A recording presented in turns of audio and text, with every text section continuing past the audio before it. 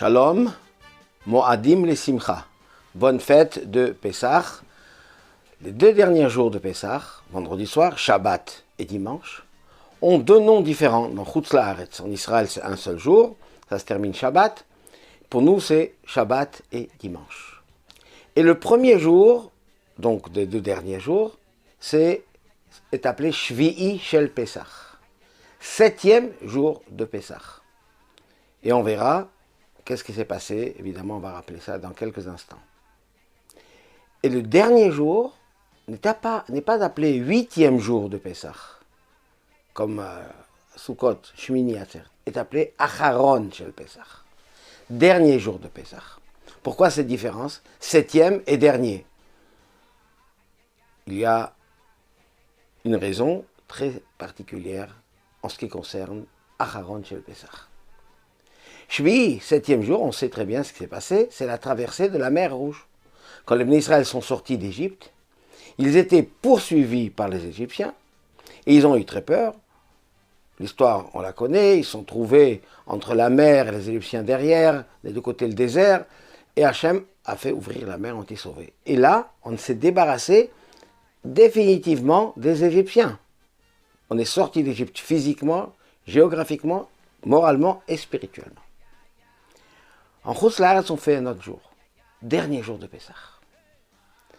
Disent nos sages que les deux derniers jours, contrairement aux deux premiers qui sont liés avec la sortie d'Égypte, les deux derniers jours de Pessah sont liés avec la Géoula, la rédemption future, la sortie de notre exil avec Mashiach. Car le dernier jour de Pessah est appelé Acharon, qui nous rappelle la Géoula Achrona, la dernière rédemption. Parce que nous avons eu trois galoutes, trois exils, et celle-là, c'est la dernière, parce que nous sommes la génération de la Géoula. Le Baal Shem Tov, qui a la mission de faire révéler Mashiach dans le monde, comme le Mashiach lui-même lui a dit, quand tes sources seront diffusées à l'extérieur, a révélé, a demandé qu'il est important de faire une Seouda spéciale, un troisième repas, le dernier jour de Pessah. Comme Shabbat, on fait une Seouda Shlishit, un troisième repas, faire un troisième repas. Donc cette année, dimanche, en fin d'après-midi, avant la nuit. Et cette Seouda, il l'a appelée la Seouda de Mashiach, le repas du Mashiach. Et pourquoi? Car là, nous avons deux éléments importants. D'abord, c'est que spirituellement, ces derniers jours, on a déjà la révélation spirituelle de ce qui se passera quand viendra Mashiach. Comme on a eu une révélation spirituelle à la sortie d'Égypte, des deux premiers jours et les 7 jours de Pessah, le dernier jour de Pessah, c'est le moment où il y a spirituellement une lumière du Mashiach. Et c'est pour ça que la Haftara, le deuxième texte de la Torah, des prophètes que nous lisons le dernier jour de Pessah, est celui de la Géoula de la rédemption. dont il y a le fameux verset Vegar ze'evim keves, où l'agneau cohabitera avec le loup et l'agneau cohabiteront.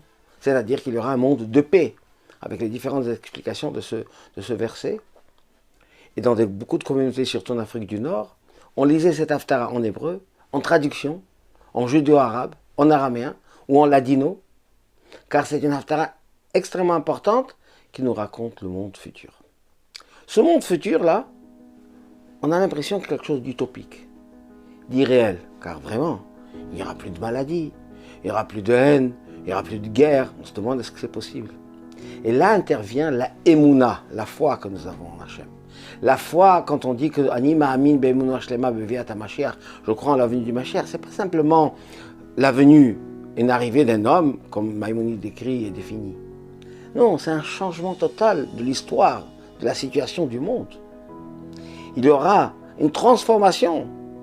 Un agneau qui est généralement dévoré par un loup, si on le laisse, on connaît bien ici dans le Mercantour, eh bien non, le loup ne mangera plus l'agneau. Ça signifie aussi les nations et Israël vivront en paix. Mais tout cela doit être vécu comme une réalité. La émouna doit être telle que c'est quelque chose de réel qui va se produire. Et c'est pour ça que le Baal Shem Tov a demandé cette Seouda, qui est une Seouda, un repas physique, matériel, avec la matzah, des vins, etc., pour rappeler que c'est quelque chose de concret, de réel. Que Dieu fasse que cette émouna forte que nous avons devienne réellement concret et que nous sortons de notre dernier exil avec Mashiach Tzidkenu très prochainement. Shabbat Shalom et Chag Sameach.